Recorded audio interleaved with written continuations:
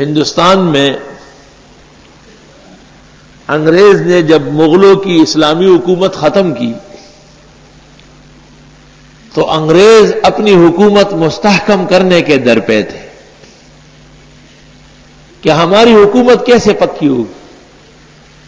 ہر حکمران کو یہ خیال ہوتا ہے کہ میری حکومت مضبوط ہو جائے. تو انگریز کو اپنی تمام ایجنسیوں نے یہ رپورٹ دی کہ حکومت آپ نے حنفیے سے لی. سارے بادشاہان جو ہندوستان میں حکومت کر چکے سب احناف تھے. تو آپ ایسا کام کریں کہ حنفی کمزور ہو جائے. تو اس نے کہا کیسے کام کروں؟ اس نے کہا ایک تو ان سے مذہبی اختلاف پیدا کرے کہ بھئی یہ لوگ امام کی اقتداء میں آمین زور سے نہیں کہتے، امام کے پیچھے فاتحہ نہیں پڑھتے، رفع یدین نہیں کرتے.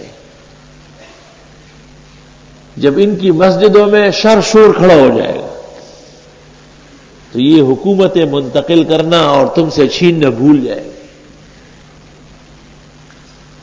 تو اس کے لیے بنارس سے شمس الدین عظیم آبادی اور ان کے اتباع نکالے گئے، خریدے گئے، اور انہوں نے اس موضوع پر رسائل و جرائد لکھنے شروع کیے. عجیب بات ہے کہ جو آمین کہتے ہیں لیکن آہستہ، ان کے خلاف کتابیں لکھی. جو نماز پڑھتے ہیں لیکن صحیح نقول کے مطابق امام کی اقتداء میں فاتحہ نہیں پڑھتے، ان کے خلاف کتابیں لکھی. لیکن جو سرے سے نماز نہیں پڑھتے تھے ان کے خلاف کوئی کتاب نہیں لکھی. تو جھگڑا کھڑا ہو گیا مقلد اور غیر مقلد کا. انگریز عدالت میں مقدمہ چلا گیا، اس میں کچھ سکھ جج بھی تھے. ایک فریق نے دلائل دیے کہ آمین زور سے کہنا سنت ہے، دوسرے فریق نے دلائل دیے کہ آمین آہستہ کہنا سنت ہے. آہستہ کو سر کہتے ہیں اور زور سے کو جہر کہتے ہیں. جب دلائل مکمل ہو گئی اور ججز نے ججمنٹ دی تو اس فیصلے میں یہ لکھا کہ ہم نے ہمارے پنچایت نے اور پورے بینچ نے اسلام کے دلائل فریقین سے سن لیے. اب اس نتیجے پہ پہنچے کہ حقیقی دین اسلام میں آمین بالجہر بھی ہے اور آمین بالسر بھی ہے. لیکن جھگڑا آمین بالجہر اور بالسر پر نہیں ہے، ایک تیسرا آمین ہے آمین بالشر، اس پہ جھگڑا ہو رہا ہے. اس کی کوئی گنجائش اسلام میں نہیں ہے. وہ جو زور سے آمین، یہ آمین بالشر والے ہیں، اشرہ شر الشیطان. تو مسئلہ شافی اور حنبل سے اختلافی نہیں ہے. دا سلور والا مذہب سر یہودی او ما او تاپا کے پیدا کرو اختلاف. وہ تو ایک گھر کے 4 افراد ہیں. یہ اسرۃ صالحہ، وہ تو جیسے چچے اور ماموں کا آپس میں اختلاف ہوتا ہے. یہ جو پرایا آدمی غاصب و ڈاکو آیا ہوا ہے، اس نے ایک نیا طرز کا اختلاف ڈالا ہے اور لوگوں کو اسلام سے نکالنا چاہتے ہیں مسائل فروع سے. تو ایک تو یہ جماعت وجود میں آئی انگریزوں کی کوشش سے. اس جماعت کا انگریز کے ہندوستان میں آنے سے پہلے پوری دنیا اسلام میں کوئی ثبوت نہیں، کہیں بھی نہیں.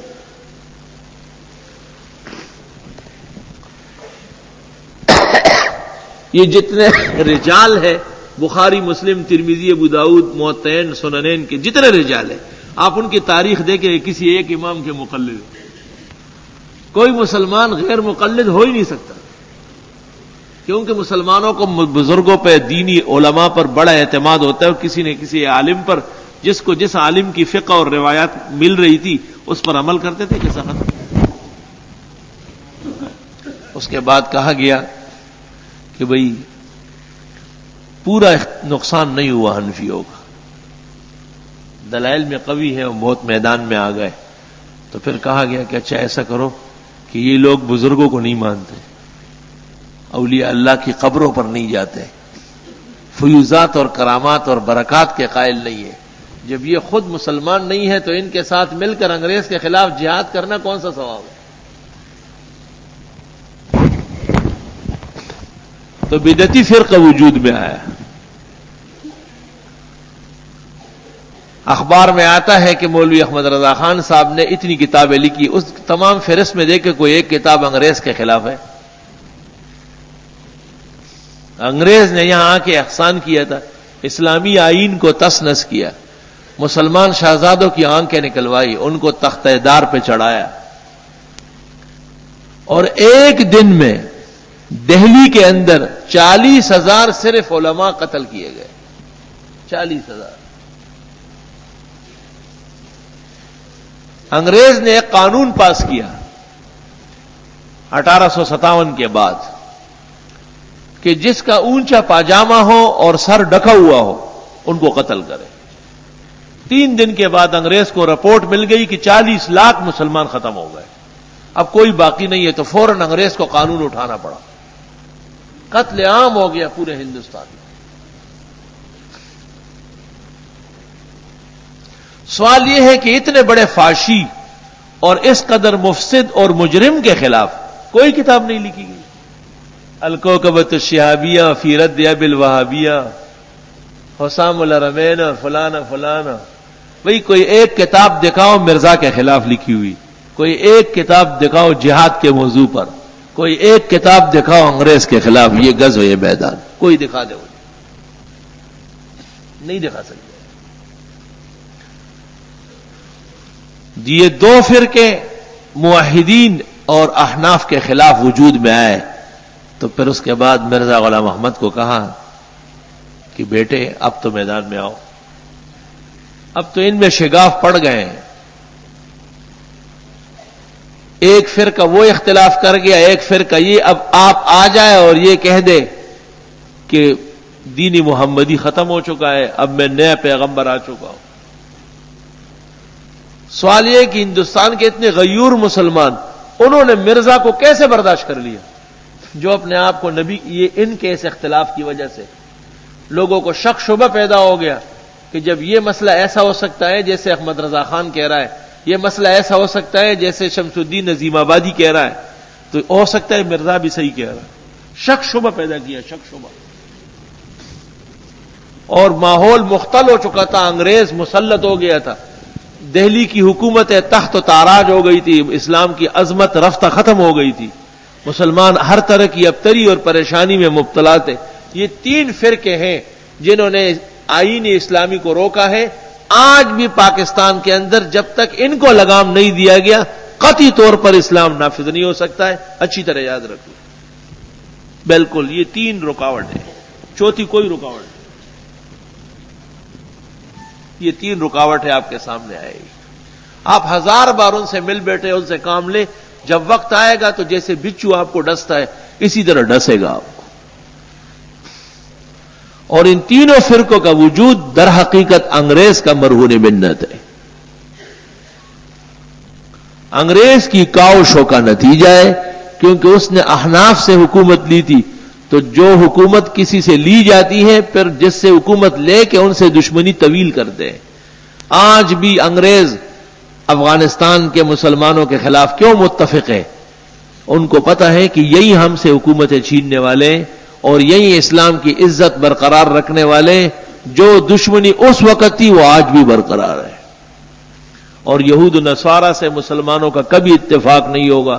ہم ہر نماز کی ہر رکعت میں فاتحہ پڑھتے ہیں اور اس میں آتا ہے غیر المغضوب علیہم ولا الضالین. ناممکن ہے کہ کسی طریقے سے بھی یہود و نصارہ کو برداشت کر لیا جائے. ایسی صورت میں معاذ اللہ قرآن کریم کا اور سورۃ فاتحہ کا انکار کرنا پڑے. ہمارے قرآن میں موجود ہے یا ایھا الذین آمنوا لا تتخذوا اليہود والنصارى اولیاء. کبھی بھی یہود و نصارہ کو اے مسلمانوں اپنے مت سمجھو، یہ بڑے خطرناک بڑے دشمن ہیں. تو لیکن یہ سن کر آپ حیران ہوں گے کہ اس فاتحہ کے پڑھنے والے اور اپنے خیال سے اس پر ایمان رکھنے والا احمد رضا نے کتاب لکھی ہے اعلام الاعلام بان ہندوستان دار الاسلام. انگریز کی حکومت خدا کی رحمت ہے اور یہ ملک دارالاسلام ہے. بھائی دارالاسلام کیسے ہے؟ دارالاسلام اس کو کہتے ہیں جس میں اسلامی آئین کو غلبہ حاصل ہو. وہاں انگریزی قانون مسلط ہو گیا، لوئر کورٹ سے لے کے سپریم کورٹ تک عدلیہ اور انتظامیہ اور عسکریہ سب کے سب انگریز کے ہیں. اور خان صاحب بریلوی کتاب لکھتے ہیں کہ اعلام العالم بان ہندوستان دارالاسلام. لطیفہ سن لو، پاکستان میں تمام کتابیں احمد رضا کی چھپ گئی، یہ کتاب آج تک نہیں چھپی. میں نے بھی ہندوستان سے منگوائی کیونکہ یہ تو شرم کا برتن ہے، یہ چھاپیں گے تو ایک قیامت ہو جائے گی. لیکن یہ ہمیں چھاپنا چاہیے تاکہ دنیا کو پتہ چلے کہ یہ وہ لوگ ہیں جو شاہ اسماعیل اور ان کے مجاہدین کو، مولانا قاسم نانوتوی، حضرت گنگوئی اور حضرت مولانا اشرف علی اور ان کے ماننے والوں کو تو کافر کہتے ہیں، لیکن انگریز کو کافر نہیں کہتے ہیں، جس کو قرآن کہتے ہیں کہ غیر المغضوب علیہم ولا الضالین. جو لوگ ہمیں کہتے ہیں کہ آپ اور کفار کی مذمت کریں، ان کو رہنے دیں، میں ان کو کہتا ہوں کہ آپ اور باتیں چھوڑے، فاتحہ سمجھے پہلے. آپ اور باتیں رہنے دیں، پہلے سورت فاتحہ ذرا سمجھ لیں. ایک سورت فاتحہ اگر آپ کو سمجھ آ گئی تو پورا مطمع حیات اسلام کا سمجھ لیں گے، مقاصد عالیہ سے آپ واقف ہو جائیں گے. اور جو لوگ ہمیں کہتے ہیں کہ لب و لہجہ نرم ہو، تو میں ان سے پوچھتا ہوں کہ یہود کا نام نہیں لیا، ان کا نام مغضوبین رکھا، اور نصارا کا نام نہیں لیا، ان کا نام ضالین رکھا. سمجھ گئے آپ اس کو؟ سمجھ گئے آپ اس کو؟ کیونکہ یہود کی نسبت حقیقت میں یہودا کی طرف، اور یہودا حضرت یعقوب کا بڑا بیٹا ہے، تو اس غریب کو کیوں متہم کرنا؟